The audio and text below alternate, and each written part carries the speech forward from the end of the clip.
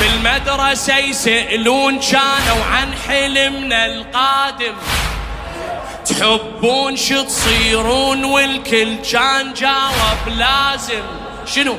سألوني وانت قلت انا احب اصيرا خادم، اصيرا خادم خادم خادم.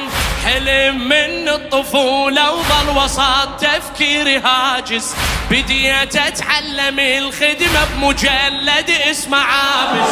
خذت ام الحسن بيدي وقمت اخدم مجالس، قمت علي حلم من الطفولة وظل وسط تفكيري هاجس، بديت اتعلم الخدمة بمجلد اسمه عابس. خذت ام الحسن بيدي وقمت اخدم مجالس،